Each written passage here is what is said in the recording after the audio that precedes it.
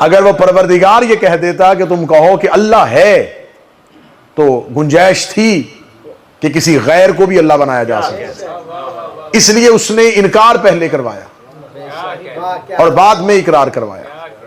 خدا کا اسلوب یہ ہے کہ خدا یہ چاہتا ہے کہ جب انکار کر دیا جائے تو پھر مجبوری بن جاتی ہے جھوٹوں کا انکار کر کے پھر صرف سچے کو ماننا پڑتا ہے۔ یہ ہے خدا نے پھر وہی طریقہ استعمال کیا کہ خدا نے کہا کہ نہ خلق کرتا، کوئی اور مقصد نہیں تھا۔ اب جب خدا نے کلمہ حصر بیان کر دیا ہے تو اس کا مطلب یہ ہے کہ انسان کی خلقت کا ایک ہی مقصد ہے، صرف ایک ہی مقصد ہے، اس کی عبادت۔ اور صرف انسان نہیں، جنات کی خلقت بھی صرف ایک وجہ سے ہوئی ہے کہ اللہ اپنی صرف اور صرف عبادت چاہتا ہے۔ یہ اتنی مضبوط آیت ہے کہ یہ نماز کی باقاعدگی کے لیے بچوں کو سکھائی جاتی ہے۔ انہیں عبادت کا عادی بنانے کے لیے انہیں یہ بتایا جاتا ہے کہ بیٹا اللہ کہہ رہا ہے کہ تمہاری خلقت کا مقصد تمہیں صرف اس لیے پیدا کیا ہے کہ تم عبادت کرو۔ میرے سامنے انتہائی علمی احباب تشریف فرمائیں، اگر پروردگار کا مقصد جو ہے تخلیق کا صرف عبادت ہے تو پھر خدا نے اگر انسان کی تخلیق صرف عبادت کے لیے کی تو عبادت کے اوقات مقرر کیوں کیے؟ اب متوجہ تمہید میں رہیں گے تو نتیجہ سے اگر خدا یہ چاہتا ہے کہ انسان صرف عبادت کرے اور اس کے سوا کچھ نہ کرے، پھر اس نے اوقات مقرر کیے کہ اس وقت میں تم نے فجر ادا کرنی ہے، اس وقت میں تم نے ظہر ادا کرنی ہے۔ تو اب میرا سوال ہے پروردگار اگر تو نے ہمیں خلق صرف عبادت کے لیے کیا ہے تو فجر سے لے کے ظہرین تک ہماری تخلیق کا مقصد کیا ہے؟ اگر ہمیں خلق ہی صرف عبادت کے لیے، پیدا ہی صرف عبادت کے لیے کیا ہے تو فجر سے لے کے ظہرین، ظہرین سے لے کے مغربین، مغربین سے پھر فجر کا انتظار، پھر اس دورانیہ میں جو درمیان میں وقفہ ہے اس میں انسان کیا کرے؟ اگر انسان اس میں کوئی دنیاوی کام کرتا ہے، کوئی معاشی کام کرتا ہے تو اس کا مطلب ہے کہ وہ اپنی مقصد سے نکل گیا۔ اس کا مطلب وہ جو بھی کر رہا ہے وہ بے مقصد ہے۔ خلق ہمیں صرف عبادت کے لیے کیا ہے اور ہم سے چاہتا یہ ہے کہ ہمیں خلق عبادت کے لیے کیا ہے لیکن ہمیں روزگار بھی کمانا ہے، ہمیں گھر بھی چلانا ہے، ہمیں معاشی ذمہ داریاں بھی پوری کرنی ہے۔ تو میرے مالک تو کہہ دیتا کہ میں نے تمہیں خلق کیا ہے تاکہ تم دن کے ان اوقات میں میری عبادت کر سکو، تو کہہ رہا ہے کہ میں نے تمہیں خلق ہی نہیں کیا صرف اس لیے کہ تم میری عبادت کر سکو۔ اس کا مطلب ہے کہ خدا جو تقاضا کر رہا ہے بندے اسے عبادت سمجھ نہیں رہے۔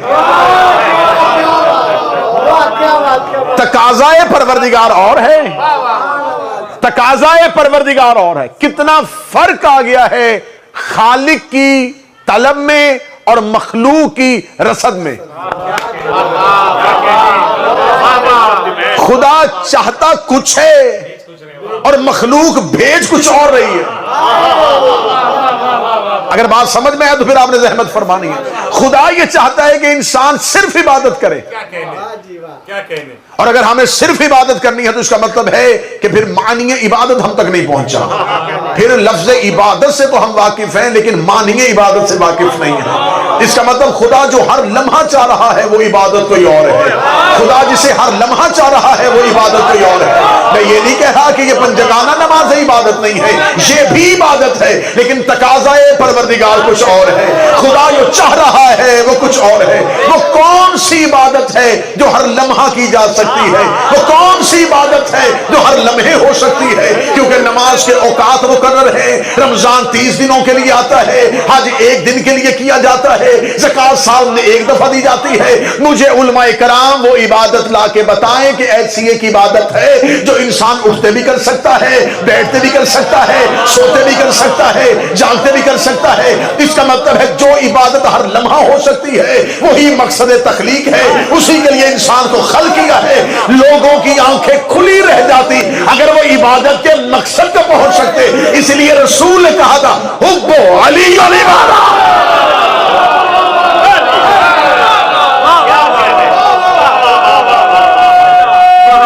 بسم اللہ۔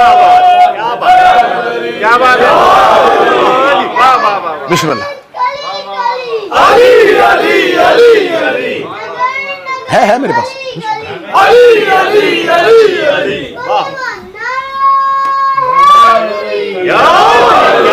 متوجہ صاحب بسم اللہ سر. اچھا نقطہ ہے قبلہ. بسم اللہ سر. وہ عبادت جو ہر لمحہ کی جا سکتی ہے. محبت کے اوقات نہیں ہوتے. محبت کے لیے آنکھیں کھولنے کی ضرورت بھی نہیں ہوتی. محبت سوتے بھی کی جا سکتی ہے. محبت جاگتے بھی کی جا. اور حب علی، رسول نے فرمایا علی کی محبت ثواب نہیں، عبادت ہے. اور خدا کہہ رہا ہے کہ میں نے اسی عبادت کے لیے صرف انسان نہیں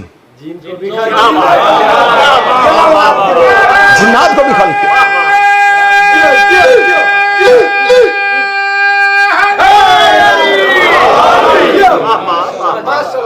اچھا، انسان کا عبادت کے بعد ہدف کیا ہے؟ انسان عبادت اس لیے کر رہا ہے کہ مجھے اللہ اجر دے تاکہ میں جنت میں جا سکوں. اس کا مطلب ہے اگر عبادتوں کا ہدف صرف جنت ہے اور ٹارگٹ صرف یہ ہے کہ عبادت اس لیے کی جاتی ہے کہ جنت میں جائیں، تو پھر جو فرشتے جنت میں رہتے ہیں وہ عبادت کیوں کرتے ہیں؟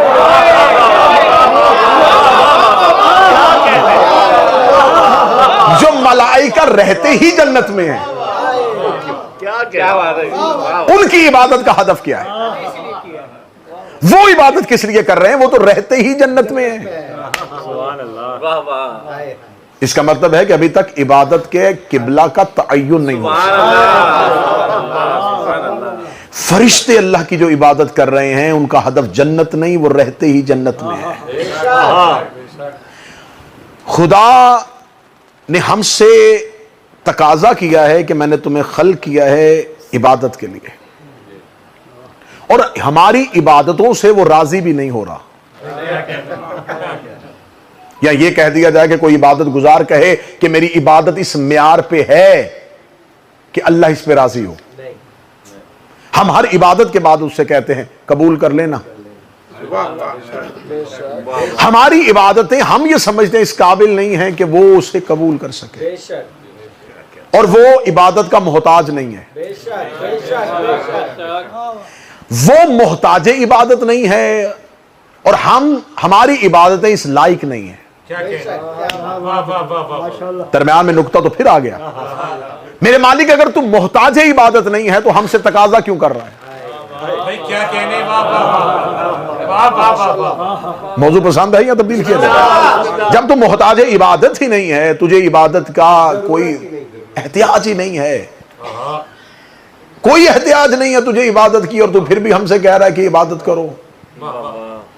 اور تو نے جو عبادت کے لیے خلق کیے ہوئے ہیں، جو فرشتے صرف تیری عبادت کرتے ہیں، انہیں تو عبادت کا اجر کیا دے رہا ہے؟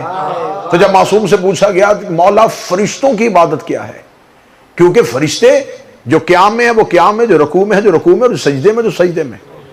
صرف سارے فرشتے صرف اللہ کی تسبیح اور عبادت ہی نہیں کر رہے. خدا کہتا ہے کہ میں نے فرشتوں کو اپنے روزمرہ کے کاموں پہ مدبر کیا ہوا ہے، تدبیر کے لیے رکھا ہوا. سورج کی زنجیریں فرشتوں کے ہاتھ میں، میکائیل رزق بانٹنے کے لیے آتا ہے، اسرائیل روح قبض کرنے کے لیے آتا ہے. تو یہ نہیں ہوتا کہ میکائیل رزق بانٹتے ہوئے کہے کہ ابھی میری عبادت کا وقت ہے اور اس کے بعد میں رزق بانٹوں. اسرائیل کہے کہ ابھی تسبیح پڑھوں گا اور اس کے بعد روح قبض کروں گا. جبرائیل امین کہے کہ نہیں پروردگار ابھی سجدہ مکمل نہیں ہوا، ابھی میں وحی لے کے نہیں جا سکتا. اس کا مطلب ہے کہ ملائکہ جو پروردگار کی تمام امور کو سر انجام دے رہے ہیں، تمام امور سر انجام دے رہے ہیں، اور خدا نے کائنات کی ہر ایک چیز پہ فرشتوں کو مقرر کیا ہوا. فالمدبرات امرا، خدا کہتا ہے یہ میرے جتنے بھی امور ہیں ان پر میں نے انہیں رکھا ہوا ہے تاکہ میرے اس نظام کائنات کو یہ چلا سکے. تمام ملائکہ نظام کائنات کو چلا رہے ہیں حکم پروردگار کے ساتھ. کوئی سورج کو طلوع کر رہا ہے، کوئی سورج کو لے کے جا رہا ہے، کوئی مشرق سے کھینچ رہا ہے، کوئی مغرب میں کھینچ رہا ہے، کوئی زمین پر رزق دے رہا ہے، کوئی کلی کا منہ کھول رہا ہے، کوئی دانہ دے رہا ہے، کوئی پتھر میں کیڑے کو رزق پہنچا رہا ہے. تو یہ جتنے ملائکہ یہ سارے کام کر رہے ہیں، ان کا یہ کام کرنا ہی اللہ کی عبادت ہے، کیونکہ یہ اطاعت پروردگار میں کر رہے ہیں۔ شاید میں نقطہ کھول نہیں سکا، فرشتوں کی عبادت تسبیحاں اور لمبے سجدے نہیں، اطاعت پروردگار، اطاعت پروردگار، وہ اللہ کے حکم کو جو بھی مان رہے ہیں وہ ان کی عبادت ہے، اس لیے کہ وہ اطاعت پروردگار میں ہے، وہ خدا کی تسبیح بیان کر رہے ہیں، خدا جو انہیں کہہ رہا ہے وہی کر رہے ہیں۔ اس کا مطلب ہے کہ اگر اطاعت پروردگار ہو تو اطاعت بھی عبادت ہو جاتی ہے، اطاعت پروردگار بھی عبادت ہو جاتی ہے۔ خدا نے فرشتوں کو صرف عبادت کے لیے رکھا ہوا ہے، وہ اطاعت پروردگار میں ہے۔ اور پھر کیسا ہے حضرت انسان کہ انہی ملائکہ کو حضرت انسان کے سامنے جھکا دیا۔ معصوم سے پوچھا گیا، اصول کافی سے لے کر روایت پڑھ رہا ہوں، معصوم سے پوچھا گیا مولا اللہ نے ہر لمحہ عبادت کرنے والوں کو مخصوص وقت میں عبادت کرنے والے کے سامنے سجدہ کیوں کروایا؟ آدم نے ہر لمحہ عبادت نہیں، نسل آدم کے لیے مخصوص عبادت کے اوقات ہے، مخصوص ٹائم پر عبادت کرنے والوں کے آگے وہ سجدہ کر رہے ہیں جو ہر لمحہ عبادت کر رہے ہیں۔ معصوم نے فرمایا کہ اللہ نے آدم کو سجدہ عقل کی بنیاد پر کروایا ہے، اصول کافی سے روایت ہے، کیونکہ اللہ نے ملائکہ کے اندر وہ چیز عقل نہیں رکھی، خدا نے انہیں اپنے نور سے پیدا کیا ہے، وہ اسی نور میں ہے، وہ اسی نور کے تحت عبادت کر رہے ہیں، وہ انوار پروردگار کے گرد گھومتے ہیں اور خدا کے ان تمام امور کو سر انجام دیتے ہیں۔ اللہ نے آدم کو عقل عطا فرمائی ہے، اصول کافی سے لے کر روایت پڑھ رہا ہوں، معصوم فرماتے ہیں کہ آدم کے سامنے 3 چیزیں ملائکہ نے رکھی، دین، عقل اور حیا، اور کہا کہ آدم اللہ کا حکم ہے کہ ان میں سے ایک چیز کا انتخاب کر، 2 ہم واپس لے کے جائیں گے۔ آدم نے کہا میں عقل کا انتخاب کرتا، جو ہی آدم نے عقل کا انتخاب کیا، دین اور حیا نے واپس جانے سے انکار کر دیا، کیونکہ جہاں عقل ہے وہیں دین ہے، جہاں عقل ہے وہیں حیا ہے۔ 8ویں شہنشاہ سے ایک روایت پڑھتا ہوں، معصوم سے پوچھا گیا تھا، کسی شخص نے مامون رشید کا دربار تھا، مامون رشید سے کسی نے سوال پوچھ لیا تھا کہ عقل کیا ہے۔ مامون رشید نے اپنے علماء کو دربار میں بلایا اور ان سے پوچھا کہ بتاؤ یہ یونانی فلاسفر پوچھ رہا ہے کہ عقل کیا ہے؟ انہوں نے کہا کہ اچھائی اور برائی میں تمیز کا نام عقل ہے، جو اچھے اور برے میں تمیز کرے اس کا نام عقل ہے۔ اس نے کہا میں اس سوال سے مرغوب نہیں ہوا، یہ سوال قابل قبول نہیں ہے، جواب قابل قبول نہیں ہے کہ اچھائی اور برائی میں تمیز کرنا عقل ہے۔ یقیناً اگر میں ممبر سے سوال کرتا کہ عقل کسے کہتے ہیں تو مجمع کی میجورٹی اس جواب کو تسلیم کرتی کہ اچھائی اور برائی میں تمیز کرنے کا نام عقل ہے۔ میرے 8ویں شہنشاہ کو بلایا گیا، 8ویں شہنشاہ کے سامنے مامون نے کہا کہ سوال آیا تھا کہ عقل کیا ہے، اور جواب آیا ہے دربار سے کہ اچھائی اور برائی میں تمیز کا نام عقل ہے، کیا آپ اس جواب سے متفق ہیں؟ امام نے فرمایا بالکل بھی نہیں۔ اس نے کہا کہ اچھائی اور برائی کے درمیان تمیز کا نام عقل نہیں ہے؟ امام نے فرمایا یہ کام تو جانور بھی کر لیتا ہے۔ کیسے جانور کر لیتا ہے؟ فرمایا کہ اگر گھوڑے کے آگے چارہ رکھو گے تو وہ اچھا چارہ کھائے گا، برا نہیں کھائے گا۔ یہ تو کام گدھا بھی کر سکتا ہے، یہ کام گھوڑا بھی کر سکتا ہے، یہ کام تو بھیڑ اور بکری بھی کر سکتی ہے کہ وہ اچھی جگہ پہ بیٹھے گی، بری پہ نہیں بیٹھے گی، اچھا چارہ کھائے گی، برا نہیں کھائے گی، اچھی جگہ سے پانی پیے گی، بری جگہ سے نہیں پیے گی۔ یہ عقل تو جانور میں بھی ہے۔ اچھائی اور برائی میں تمیز کرنے کا نام عقل نہیں۔ امام نے فرمایا 2 اچھائیوں کے درمیان تمیز کا نام عقل ہے۔ آیا 2 اچھائیوں کے درمیان تمیز کرنے کا نام عقل ہے، 2 نیکیوں کے درمیان تمیز کرنے کا نام عقل ہے، کہ انسان اپنے عقل کے معیار میں سوچے کہ ان میں سے زیادہ اچھی چیز کون سی ہے، اس میں زیادہ بہتر نیکی کون سی ہے۔ امام نے جواب دیا، ابا سلت کی آواز آئی، واہ فرزند رسول، کتنا اچھا جواب دیا، کتنا بہترین جواب دیا۔ امام نے ابا سلت کا ہاتھ پکڑا، دربار سے باہر لے گئے۔ دربار سے باہر جا کے جب بازار میں ابا سلت اور امام رضا اکیلے رہ گئے، امام نے فرمایا اے ابا سلت میں تمہیں بازار میں اس لیے لے کے آیا ہوں، یہ جواب ان کے لیے تھا، تیرے لیے نہیں تھا۔ یہ جواب ان لوگوں کے لیے تھا، تیرے لیے نہیں تھا۔ مولا میرے اور ان کے جواب میں فرق کیوں؟ فرمایا وہ عوام ہے، تو خواص ہے، تو ہمارے خاصیوں میں سے ہے۔ اس نے کہا مولا پھر عقل کسے کہتے ہیں؟ فرمایا ہماری معرفت رکھنا اسے عقل کہتے ہیں، جو ہماری پہچان کرے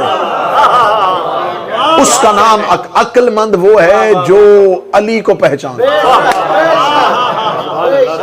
اتنے اماموں کی بھیڑ میں وہ علی کا انتخاب کرے. اور ہم بار بار میں ممبر سے اس لیے کہا کرتا ہوں کہ یقین کیجئے کہ ہم نے علی معجزات سے نہیں مانا, ہم نے رسول کو بھی معجزوں سے نہیں مانا. چاند کا 2 ٹکڑے کرنا نبی کا معجزہ نہیں, پبلک کی ڈیمانڈ ہے. کس نے کہا ہے کہ نبی چاند 2 ٹکڑے نہ کرتے تو وہ نبی نہ ہوتے؟ پبلک کی ڈیمانڈ تھی کہ چاند 2 ٹکڑے کر دیے. اور کیا کہنے بصیرت مصطفیٰ کے, نبی نے چاند کو دیکھا ہے اور وہ اتنا ارادہ مصطفیٰ کو سمجھتا تھا, اسے پتا چل گیا اترنا نہیں ٹوٹنا ہے. ہائے ہائے ہائے, صرف دیکھا ہے اور وہ ارادہ مصطفیٰ کو سمجھ گیا کہ ارادہ مصطفیٰ یہ ہے, اترنے کا حکم نہیں, ٹوٹنے کا حکم. چمن چمن کلی کلی علی علی علی علی, نگر نگر گلی گلی علی علی علی علی, نعرہ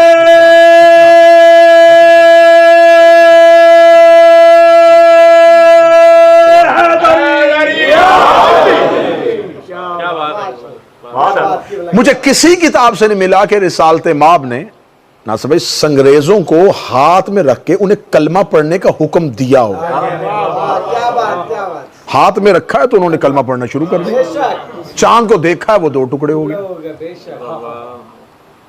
رسالت مآب کے یہ معجزے ان کی رسالت کی نشانی نہیں ہے, یہ تو پبلک کی ڈیمانڈ ہے. پھر ہم سے پوچھو کہ رسالت کا معجزہ کیا ہے, ہم سے پوچھو کہ معجزہ رسالت کیا ہے, تو ہماری قوم کا اس ممبر کے آگے بیٹھا ہوا بچہ بھی سینے پہ ہاتھ مار کے کہے گا رسالت کا معجزہ چاند 2 ٹکڑے کرنا نہیں, پتھروں سے کلمہ پڑھوانا نہیں, علی جیسے امام کا سامنے بیٹھ کے کہنا تو میرا نبی ہے. علی جیسے امام کا صاحب سلونی کا مصطفیٰ کے پیچھے چلنا. میں لفظ تبدیل کر کے بہتر کر کے کہتا ہوں اور ان 2 احباب سے داد چاہوں گا کہ رسول کے پیچھے وہ چلتا ہے جس کے پیچھے حق نہ چلے تو باطل ہو جاتا ہے. رسول کے پیچھے وہ چلتا ہے جس کے پیچھے حق نہ چلے. بسم اللہ.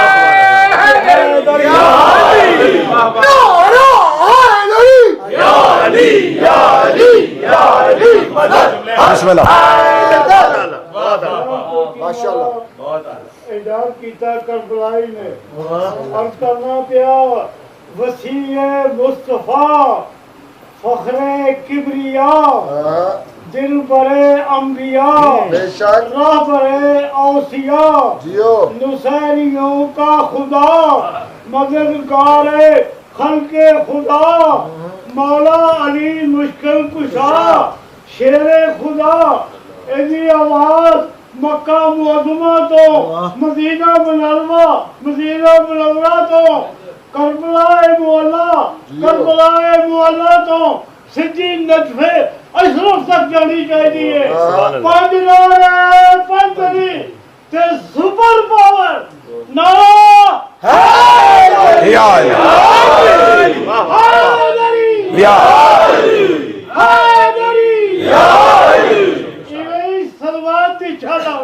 اللہم صلی علی محمد.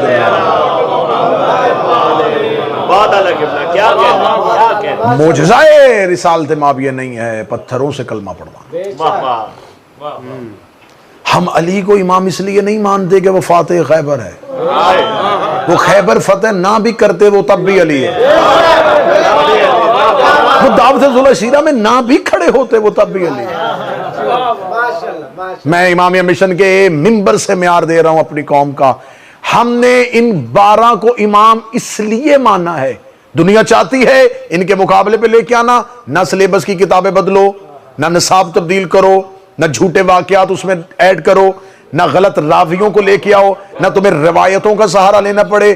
میں مرکزی مجلس میں امامیہ مشن میں تمہیں کہہ کے جا رہا ہوں، اگر تم نے شیعوں کے 12 اماموں کے مقابلے پہ کوئی امام لے کے آنا ہے، صرف ایک شرط ہو، اس میں عیب کوئی نہ ہو، کوئی بے عیب ہے تو لے آؤ،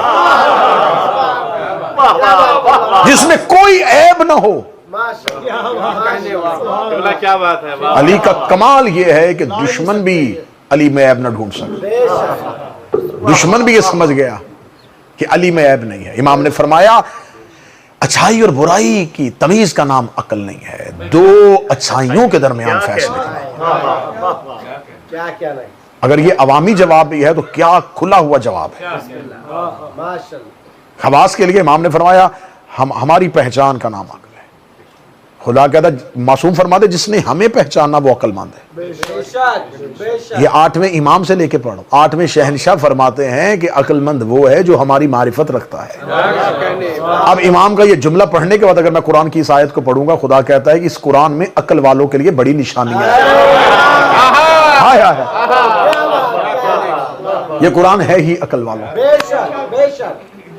دو اچھائیوں کے درمیان، دو نیکیوں کے درمیان تمیز کرنے کا۔ چلے میں ایک مثال دے دیتا ہوں، عہد حاضر کی، حالات حاضرہ کی مثال دے رہا ہوں، جو روٹین میں چلنے والی بات ہے اس کی مثال دے رہا ہوں۔ مجلس ہو رہی ہو، ماتم ہو رہا ہو اور وقت نماز آ جائے، اب فیصلہ عقل پہ چھوڑ دو۔ کیا بات ہے، ہر صاحب عقل کو پتا ہے کہ مجھے اس لمحے کیا کرنا ہے۔ آپ عقلوں پہ پہرا نہ بٹھائیں۔ دیکھیں آپ کسی بھی چیز کو غلط طریقے سے کنٹرول کرنے کی کوشش کریں گے وہ بہت غلط ہو جائے گی، پھر وہ اپنی صحیح سمت کی طرف آئے ہی گی نہیں۔ ہمیں ممبر پہ میں مشکل باتیں اس لیے ممبر سے کھول کے کر دیتا ہوں کہ تاکہ عوام تک یہ باتیں نہیں پہنچیں گی تو کون پہنچائے گا۔ ممبر پہ ہمیں کئی دفعہ سوال آ جاتا ہے کہ آپ بتائیں کہ عزاداری افضل ہے یا نماز افضل ہے۔ میں نے بڑے بڑے لوگوں کو اس سوال کے جواب میں پریشان ہوتے ہوئے دیکھا کہ ہم کیا کہیں، اگر ہم کہیں گے کہ عزاداری افضل ہے تو بعد میں نمازی گھیر لیں گے، اگر کہیں گے نماز افضل ہے تو امام بارگاہ کے باہر ماتمی گھیر لیں گے۔ چلے جواب میں امامیہ مشن میں دینے لگا ہوں اور انشاءاللہ ہر چہرے پہ خوشی آئے گی۔ یہ سوال ہمیشہ وہ کرتا ہے جو دونوں میں سے ایک چھوڑنا چاہتا ہے۔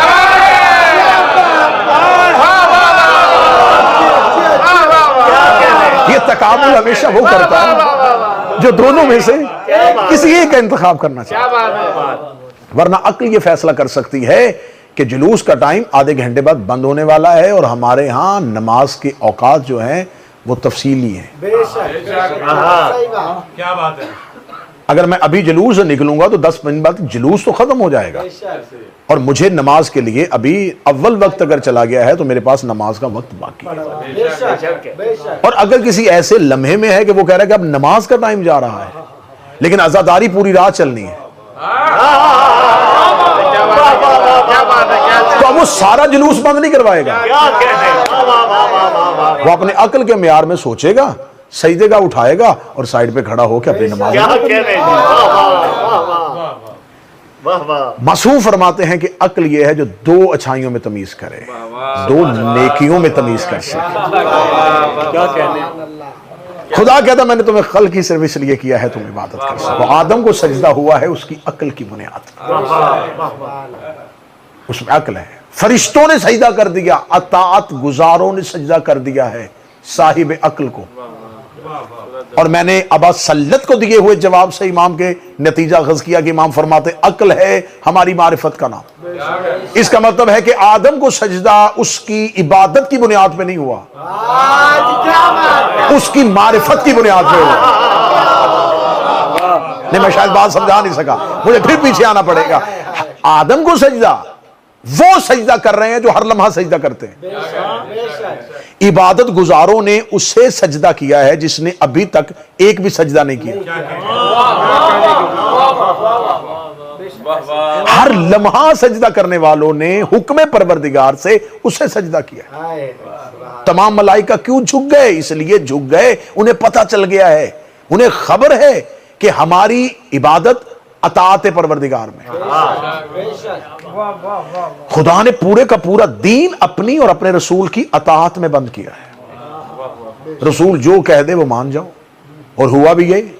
رسول نے کہہ دیا جنت ہے، ہم نے مان لی، جہنم ہے ہم ڈر گئے، قبر میں فرشتے آئیں گے ہم نے جواب یاد کرنے شروع کر دیے، کوثر ملے گی ہم نے کتابوں سے ذائقہ پوچھنا شروع کر دیا۔ کیا کہنے؟ اس کا مطلب ہے کہ دین اطاعت رسول میں ہے۔ رسول نے فرمایا جنت ہے، خواہش ہو گئی، جہنم ہے، ڈر پیدا ہو گیا، کوثر ہے ہم نے ذائقہ دیکھنا شروع کر دیا، قبر ہے ہم نے جواب ڈھونڈنے شروع کر دیے۔ وہ جو سب کچھ کہہ رہا ہے نا، اسی نے غدیر میں کہا تھا کہ علی میرے بعد مولا ہے۔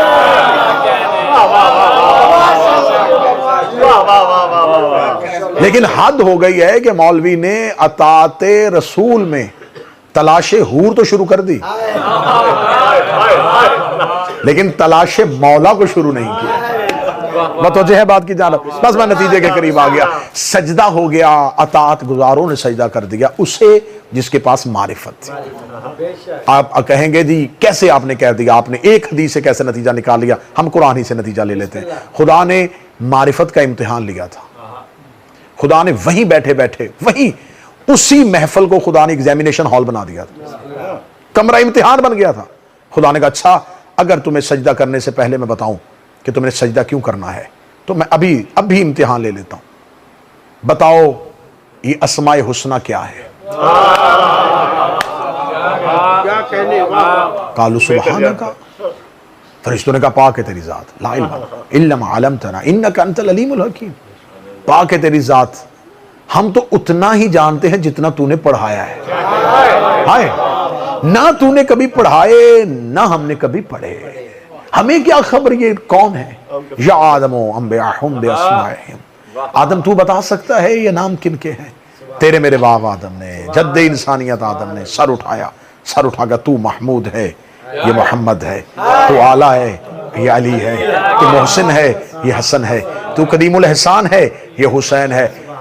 مذہب جعفریہ کی کتابوں کی ذمہ داری لے کے علم عباس کے سائے میں بیٹھ کے جملہ کہنے لگا ہوں، ایک نام ایسا آیا آدم نے آنکھیں بند کر کے کہا یہ وہ نام ہے جسے لینے کی مجھے اجازت نہیں ہے۔ ادھر آدم کا سر ادب اسم فاطمہ میں جھکا، خدا نے فرشتوں سے کہا اب سجدہ کرو، اب سجدہ کرو، اب سجدہ کرو، کیونکہ میں آدم کو زمین پہ خلافت دینے لگا ہوں۔ میں دنیا کو بتا رہا ہوں زمین پر خلیفہ بندہ ہی وہ ہے جو بطول کا احترام کرتا۔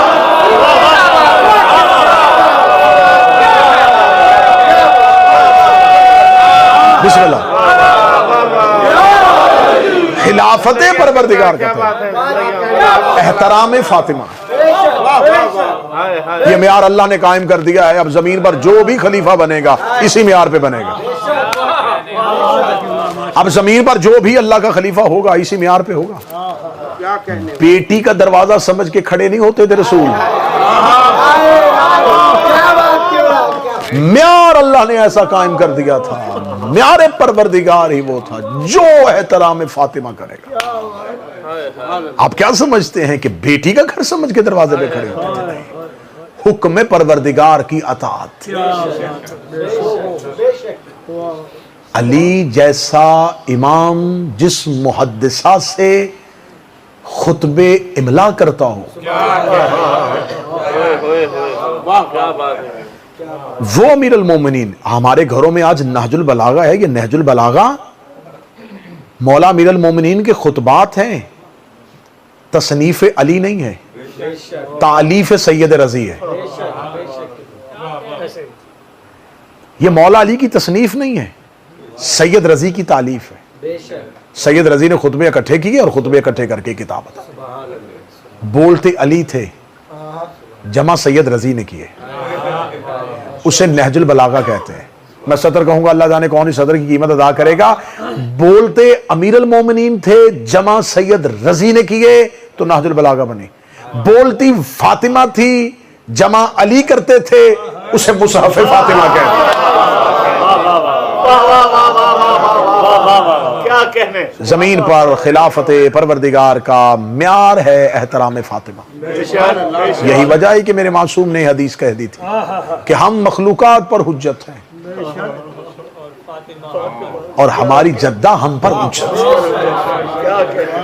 ہے۔ اب آپ حجت سے جو بھی معنی گرامر سے لیں گے، جو بھی معنی لغت سے لیں گے، حجت کسے کہتے ہیں؟ دلیل کو، نشانی کو. یہ زمین پر اللہ کی حجت کیوں ہے؟ کیونکہ یہ زمین پر اللہ کی نشانی ہے. اتنی واضح نشانی ہے کہ اسے یہاں آنے کی ضرورت ہی نہیں ہے. اتنی واضح دلیل ہے کہ اسے اترنے کی ضرورت ہی نہیں ہے. زمین پر اس کی حجت اللہ کا تعارف ہے. اور معصوم فرماتے ہیں کہ ہم تمہارے لیے دلیل ہیں. شاید میں جملہ سمجھا نہیں سکا، میں اور گہرائی میں جاتا. معصوم فرماتے تمہیں بتانے کے لیے اللہ ہے، ہم دلیل ہیں. ہمیں بتانے کے لیے کہ اللہ ہے، ہماری ماں فاطمہ دلیل ہے. نعرہ تکبیر، اللہ، نعرہ رسالت، نعرہ حیدری، حسینیت زندہ باد، حسینیت زندہ باد، یزیدیت مردہ باد، یزیدیت مردہ باد. پاک زہرا دا دشمن تے لعنت، بے شمار. پاک مخدومہ دا دشمن تے لعنت، بے شمار. عظمت زہرا بلند تر صلوات. اللہ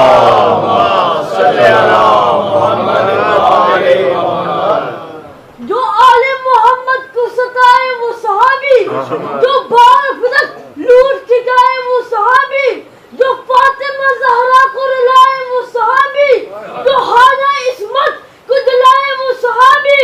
خوبی کو غیرت مند ہرا بھی نہیں کہتے، ہم دشمن زہرا کو صحابی نہیں کہتے. اللہ یہ چاہتا ہے، بس آخری جملہ، اللہ یہ چاہتا ہے کہ زمین پر اہل بیت کی معرفت ہو. جسے ہم عبادت کہتے ہیں اسے پروردگار قرآن میں اصل میں معرفت امام کہتا ہے. اگر تم نے اپنے وقت کے امام کو، تم نے آئمہ کی معرفت کی، تم نے اہل بیت کی معرفت کی، تو یہ اللہ کی عبادت ہے. کیونکہ زمین پہ انہوں نے اس کی پہچان کروائی. اور وہ حدیث قدسی میں کہتا ہے کہ میں چھپا ہوا خزانہ تھا، میں نے چاہا کہ میں پہچانا، تو میں نے ان انوار کو اس لیے خلق کیا تھا کہ یہ میری پہچان ہے. اب اللہ نے بس آخری جملے، اور یہی تقریر کا محاصل ہے، وہ یہ چاہتا ہے کہ زمین پر میری عبادت ہو اور ان کی معرفت ہو. اور یہ چاہتے ہیں کہ پہچاننا ہمیں جائے، سجدہ اسے کیا جائے. یہ اپنی معرفت، وہ چاہتا ہے کہ ان کی معرفت ہو، اور یہ چاہتے ہیں کہ اس کی عبادت ہو. اس نے عبادت کا طریقہ نہیں بتایا، انہوں نے بتایا. انہوں نے اپنی معرفت کا طریقہ نہیں بتایا، وہ اس نے بتایا. اس نے بتایا ہے کہ انہیں کیسے ماننا ہے، انہوں نے بتایا ہے کہ اسے کیسے جھکنا ہے. چلے میں اور آسان کر دیتا ہوں. وہ یہ عبادت سکھاتے رہے، وہ تعظیم سکھاتا رہا. یہ بتاتے رہے کہ عبادت کیسے کرنی ہے، وہ بتاتا رہا ان کا احترام کیسے کرنا ہے. وہ احترام سکھاتا رہا، یہ عبادت سکھاتے رہے. یہ بتاتے رہے کہ اسے کیسے راضی کرنا ہے، وہ بتاتا رہا انہیں کیسے راضی کرنا ہے. یہ عبادت سکھاتے رہے، وہ تعظیم سکھاتے رہے. امامیہ مشن میں آخری جملے ادا کر رہا ہوں. یہ عبادت پروردگار بنواتے رہے، وہ احترام اہل بیت بنواتا رہا. ایک جگہ پہ دونوں چیزیں اکٹھی ہو گئی. مدینے کی مسجد تھی، نبی سجدے میں تھا، عبادت ہو رہی تھی، تعظیم پشت میں آ گئی.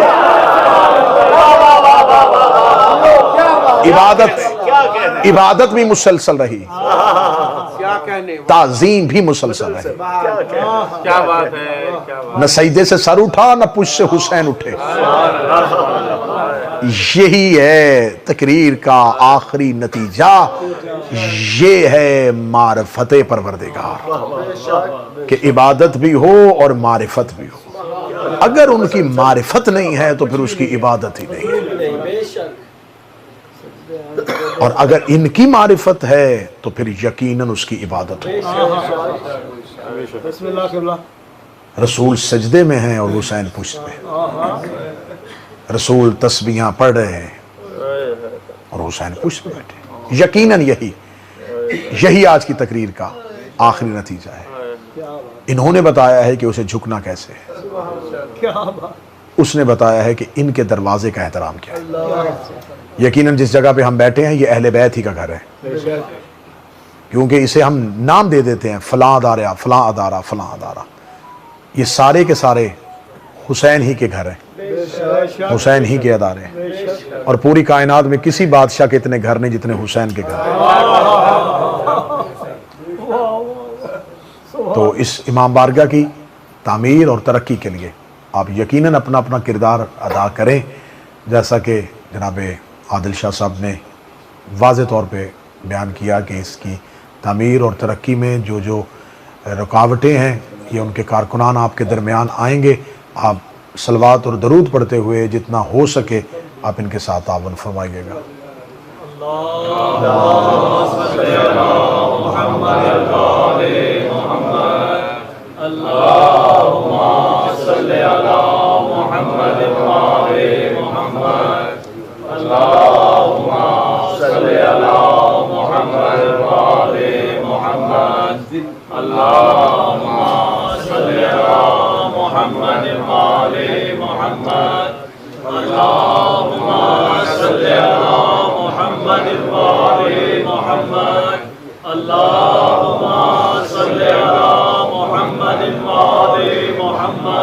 خداوند متعال اس بارگاہ کو تا ظہور سرکار ولی العصر ہمیشہ کے لیے قائم اور دائم فرمائے۔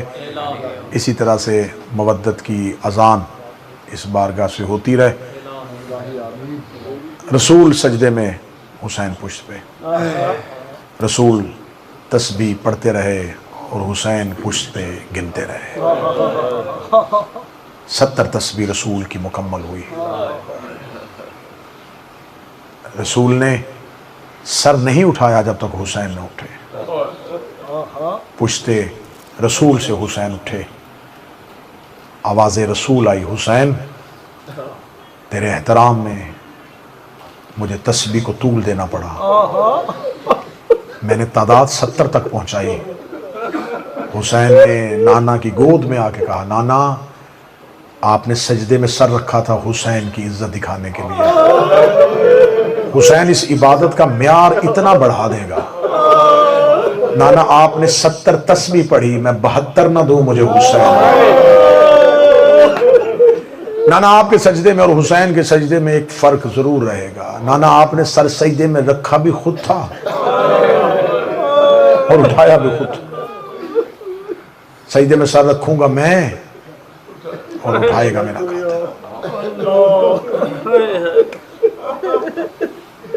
تکمیل ہو گئی خدا کے دین کی۔ غدیر تکمیل دین کا نام ہے، کربلا حفاظت غدیر کا نام ہے۔ پھر کربلا تو ایک صحرا تھا، اس کربلا کی پوری کہانی کو جس میں غدیر کا تحفظ تھا، اسے بچانے والی کا نام زینب۔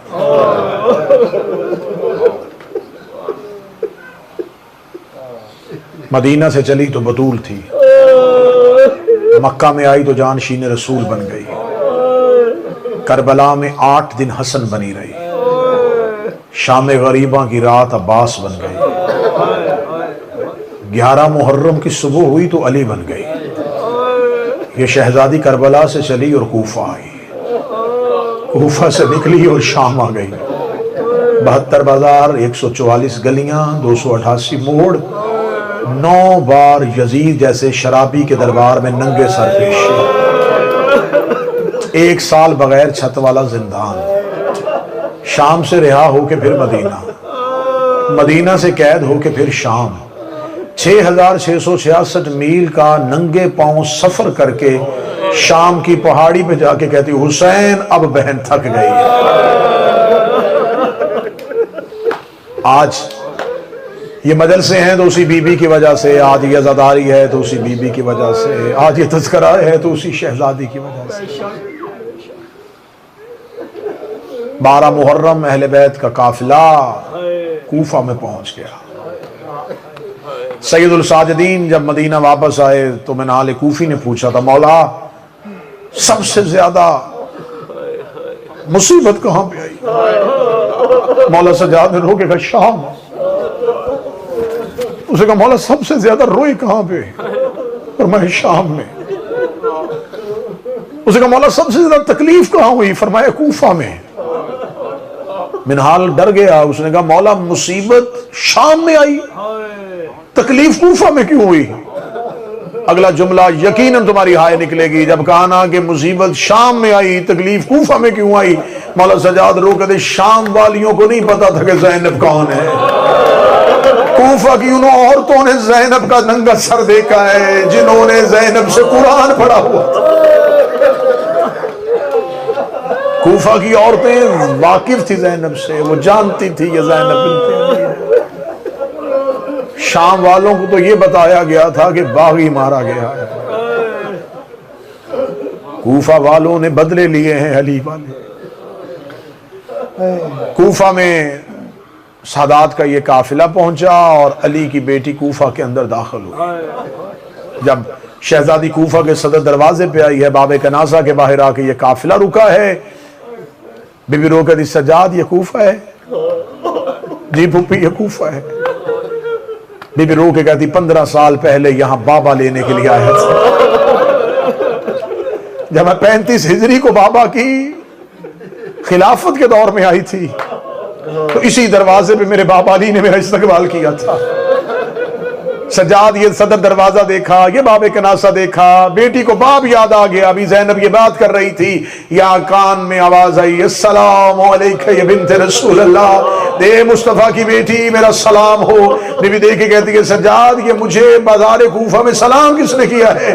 آواز ہے سر اٹھائیے. دروازے پہ مسلم بن نکیل کا سر مسلم پہ علی کی بیٹی کی نگاہ پڑی. شہزادی کی چیخ نکلی، رو کے کہتی سجاد مسلم کا سر ہے اور میرے سر پہ ردا کوئی نہیں ہے. ہر بی بی سر مسلم کو دیکھ کے رو رہی تھی. یا بی بی رقیہ چلتی ہوئی سر مسلم کے نیچے آئی، رو کے کہتی میں نہیں پوچھتی مسلم آپ کے ساتھ کیا ہوا، مجھے صرف اتنا بتائیے میں نے آپ کے ساتھ اپنے 2 بچے بھیجے تھے، مجھے بتاؤ میرا محمد کہاں گیا، مجھے بتاؤ میرا ابراہیم کہاں گیا.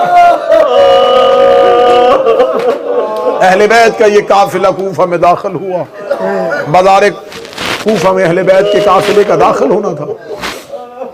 سادات و غیر سادات، خدا لعنت کرے ابن زیاد ملعون. 12 محرم مقتل کہتی ہے تاریخیں کہتی ہیں یہ قافلہ پہنچ گیا. جب اسے خبر ہوئی کہ سادات پہنچ گئے ہیں، اس نے اپنے دربار کا دروازہ بند کروا دیا.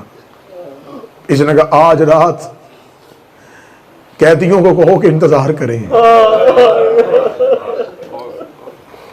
صبح میں جب دربار میں آؤں گا تو پھر قیدیوں کو طلب کروں گا. جب کہا نا میں کل قیدیوں کو بلاؤں گا. ساری رات اہل بیت نے کوفہ کے دربار کے دروازے پہ دیوار کے ساتھ بیٹھ کے علی کی شریف بیٹیاں،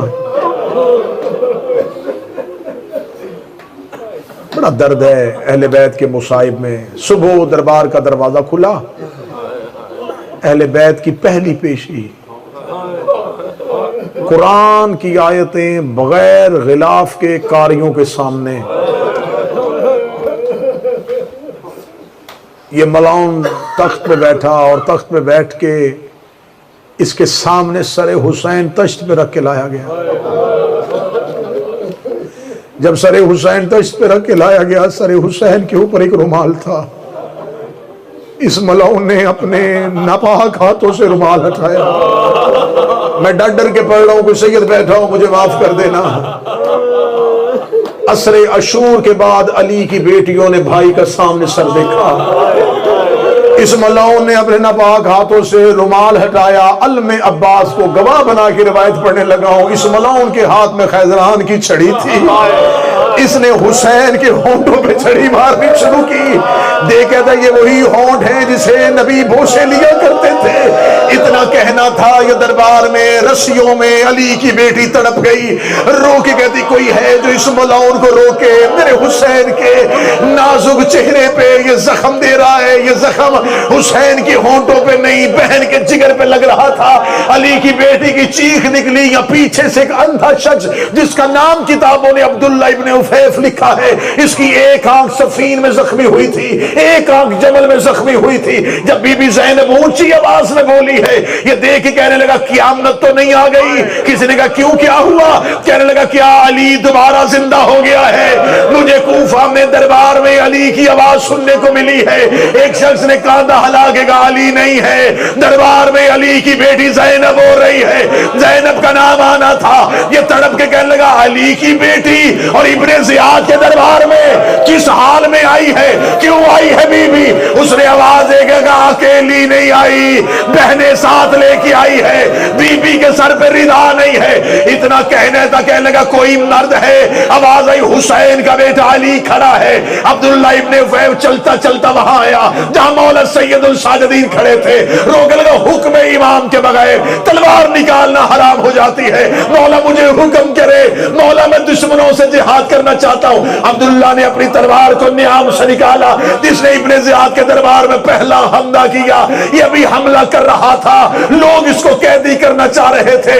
یہ عبداللہ کے دامن میں ایک بچے کا ہاتھ آیا. عبداللہ کی آواز آئی کون ہے مجھے روکنے والا؟ آواز آئی میں تیرا باکر ہوں. باکر کا نام آنا تھا. کہنے لگا کیوں آئے ہیں آپ روکنے کے لیے؟ آواز آئی میرے بابا سجاد کہہ رہے ہیں عبداللہ سے کہو تلوار نیام میں رکھ لے, میری سکینہ سہم گئی ہے, میری سکینہ شام غریبہ ان تلوار اور نیزوں سے سہمی ہوئی. اللہ لعنت اللہ علیکم الظالمین و سیعلم الذین ظلموا.